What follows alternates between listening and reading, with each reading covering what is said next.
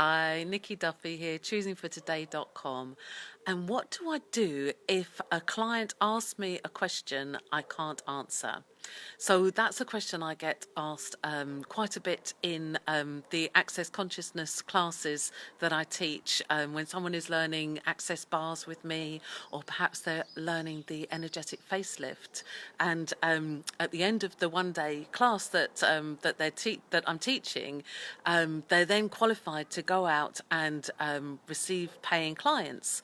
And although they have great practical experience during the class, often they're new to the modality and have lots of questions.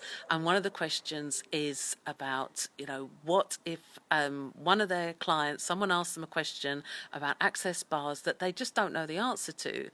And they're worried that it'll make them look unprofessional, or they're worried that it'll make them look like they don't know what they're doing. And one of the great things that I love about Access is it's not about having answers. It's more about being in the question and encouraging the other people to recognize that they do know what they know. They already know. So, and being a facilitator, bars facilitator, energetic facelift facilitator, is not about having all the answers. So it's one thing is to encourage is to ask questions. So someone asks you a question and you're like, oh, I'm not sure of what would be the best way to answer that. So one of the things you can do is ask your client questions about their question. So, because sometimes people ask a question because they think they know something, but they're not sure, and they just want clarification, and they want to know if what they think they know is right or wrong. So if you ask them a question like, "Oh, that's a good question, and what's your awareness about that?" then they may well have or a response to that. They may say, oh, they may be very glad that you asked, and say, well, I was wondering if it's X, Y, and Z, but I just wasn't sure. Or, if you ask that question, that's a good question, and what do you know about it? They might say, well, I don't know anything, and that's why I'm asking you. And what if that's okay as well? So you could say, that's a great question, and it's not something I've come across before.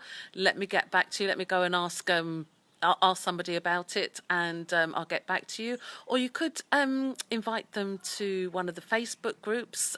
So there's lots of Facebook groups for access bars. There's one that's, what's it called?